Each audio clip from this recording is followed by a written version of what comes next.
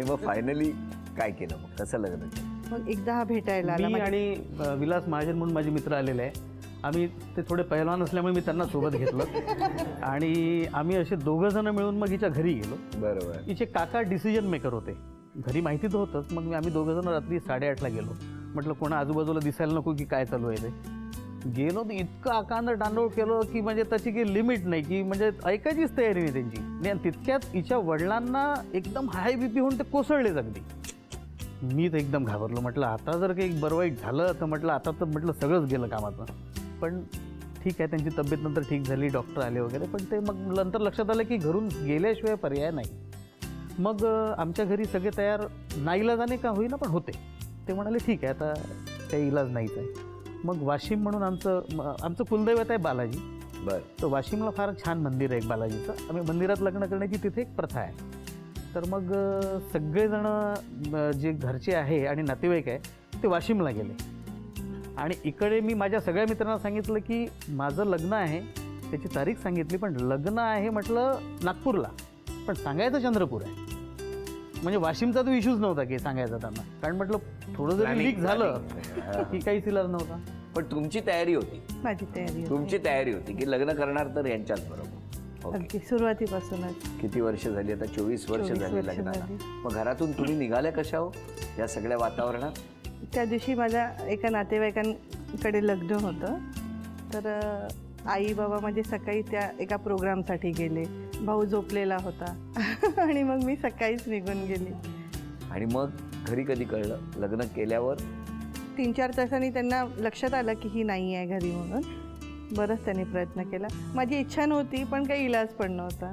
क्षणच असा असतो की त्यावेळेला दोघांनी ठरवलं होतं, दोघंही एकमेकांच्या बाबतीत कन्व्हिन्स होते, दोघांचा एकमेकांवरती विश्वास होता, दोघांनीही घरच्यांना समजावण्याचा आटोकाट प्रयत्न केला होता. आता सगळं व्यवस्थित आहे. अगदी 2 दिवसांनी सगळं व्यवस्थित झालं. मग बरंच झालं ना. हो अगदी. खूप गप्पा मारूया, पण आता पहिला खेळ कुठला ते बघूया. घ्या एक चिठ्ठी, बघूया खेळ कुठला आहे.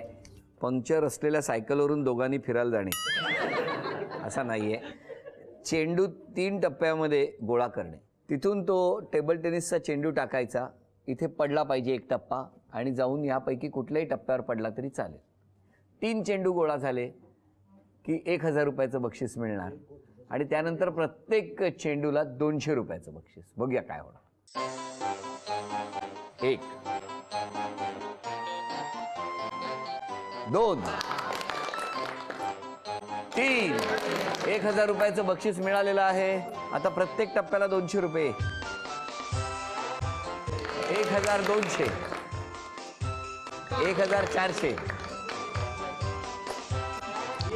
1600 1800 2000 रुपयाचं बक्षीस तुम्हाला मिळालं. अभिनंदन. नमस्कार. आता तुम्ही बोलायचंय सगळ्यांनी.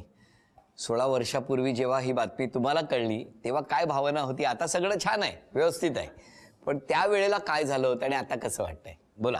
मी डिंपलची आई. मला जेव्हा हे कळलं की हिने लग्न केलं तेव्हा मला फारच धक्का बसला. आपल्या हाताने जे लग्न करतं ते वेगळाच आनंद असतो. आता मुलीची खुशी तीच माझी खुशी. होय ना. Very good. जावई? जावई पण ठीक आहे. अगोदर मला जावईचा फार राग आला होता. होय ना. नाही, आता सगळं व्यवस्थित झालंय. तुमचा आशीर्वाद आहे, असाच आशीर्वाद राहू द्या. ठीक आहे. पुढे कोण बोलतंय? पहिल्यांदा मुलांनी असं केलं ते पाहून मला खूप म्हणजे राग आला आणि 2 दिवस नाही आले तर मला म्हणजे खूपच दुःख झालं की हे लोक कुठे गेले असतील आणि काय करत असतील. आणि नंतर जेव्हा मग घरी आले, मित्रांचा फोन चालूच होतं, मग घरी आले तेव्हा मला बरं वाटलं. आता सगळं व्यवस्थित? आता सगळं चांगलं आहे. सूनही खूप छान आहे. होय ना. अरे वा. मी रणजितचा वडील. यांनी लग्न केलं तोपर्यंत आम्हाला काहीच माहीत नव्हतं आणि हे लग्न करून चालतही झाले. म्हणजे कुठं गेले आम्हाला माहीत नाही. आम्ही दिवसभर गुन्ह्यात होतो, कुठं गेले असतील, कुठं राहतील, काय खातील. मग रात्री याचा फोन आला कि डैडी हम चले गए भंडार से और अच्छे से, कोई फिक्र नहीं. मी याला पहिला एकच शब्द म्हटलं की तू जिथं कुठं असेल घरी येऊन जा, आम्हाला मंजूर आहे. याला असं वाटलं की एक्सेप्ट करतील की नाही करतील. मी सरळ त्याला सांगितलं की तू येऊन जा घरी, कोणी काही म्हणणार नाही, माझी गॅरंटी, तू येऊन जा. अरे वा. आणि मग बरं झालं ते. हा, हे आले पण डायरेक्ट घरी नाही आले, हा. कुठंतरी मित्राच्या घरी बाहेर राहिले 2 दिवस. तर ते 2 दिवस जरा आम्हाला भारी गेले. नंतर सर्व बराबर झाला. काही आता त्यांना भारी जात आहेत. द्या. हमारी बहू भी बहुत अच्छी है, पर हमारा बेटा भी उस समय शाहरुख खान से कम नहीं दिखता था. कहा सांगता, इसलिए कैसे लेके वही धूम घूम रहा था. इसलिए वो वही गाना पर ये करते थे. और बहुत अच्छी है, उसका स्वभाव भी बहुत अच्छा है सबका. थोड़े दिन थोड़ा ये रहा, भी बहुत अच्छा, अभी अच्छा है. बहुत अच्छा है. हे दोघं निघून गेले. मी रंजितची बहीण, पण ही लहानपणापासून म्हणजे हिचे आई वडील माझे मित्र. आम्ही 1 वाजेपर्यंत ही गेली त्याच्या 1 दिवसाआधी पण 1 वाजेपर्यंत बोलत बसलो होतो. आणि इकडचे लोक आणि तिकडचे लोक सगळ्यांचं म्हणणं की हिला सगळं माहिती होतं. तुम्हाला? हो. आणि पण माहिती होतच. पण मला माहितीच नव्हतं. काय सांगता, तुम्हालाच माहिती होतं म्हणाले. फक्त 1-2 दिवसाआधी थोडंसं सांगितलं होतं. तर मी म्हटलं होतं बघ तू मुलगी आहे, जे विचार करशील पक्क करशील. आणि बस ही 18 वर्षाची ज्या दिवशी झाली दुसऱ्याच दिवशी दोघं निघून गेले. Very good. 18 वर्ष व्हायची वाट पाहत होते. आणि मला इतकी भीती वाटायची कारण ही एकटी होती आणि हिला काही जॉईंट फॅमिलीचं माहिती नव्हतं आणि ती खूप जिद्दी प्रकारची अशा प्रकारची होती. तर मला वाटलं होतं ही इथे ॲडजस्ट होणार नाही. परंतु जेव्हा ती आली आणि तिने स्वतःला एवढं ॲडजस्ट केलं आणि आम्हाला आता कधीच वाटत नाही, म्हणजे आम्हीच नाही, आमचे जे दूरचे नातेवाईक आहे, माझी आत्या आलेली आहे, तिची मुलगी, आता तिचं सगळ्यांशी खूप चांगले संबंध आहे. आणि जेव्हा ती पहिल्या वेळेस किचनमध्ये गेली तर तिने विचारलं तुरीची डाळ कोणची आणि हरभऱ्याची डाळ कोणती. तिला डाळीची पण ओळख नव्हती, चहा सुद्धा करता येत नव्हतं. आणि तेव्हाच तुम्हाला आता कळलं डाळ में कुछ काला है. बरं, आता यांचा 3 आव्हान आहेत त्यांना. ऍक्टिंग करणार आणि ऍक्टिंग तुम्ही ओळखायची आणि त्यांना बक्षीस मिळवून द्यायचं. पहिली चिठ्ठी यामधली घ्या.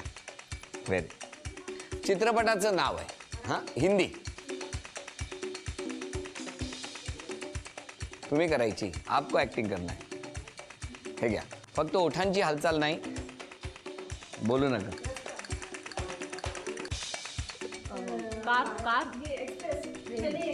अभिनंदन.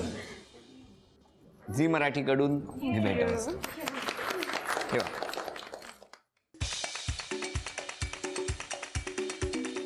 हिंदी गाणं. वेळ सुरू. Time start. जुनं गाणं.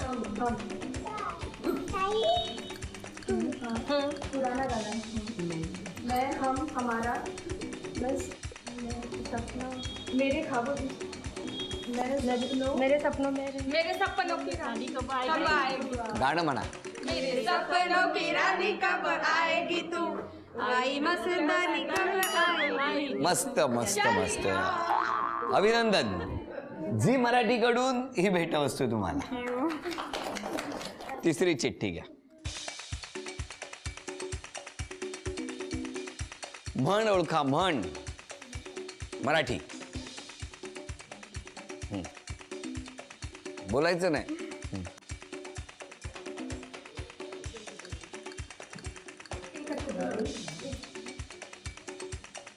बोलायचं नाही. आकाश घर. तुम्हारा मित्र ने बिस्कुट पान ले लेके और किसके लिए? सुजाता के लिए, अपने पीछे वाली के लिए. आणि एक पान घेतलं. अच्छा अच्छा, तुम्ही सॉरी त्यांनी सांगितलं, त्याला माहित होतं. Sorry sorry. असं दुसरं कोणीच नाही. म्हटलं आता सुजाता केली पान घेऊन बिस्कुट. पान ले मला वाटलं ह्यांना बिस्कुट त्याला पान.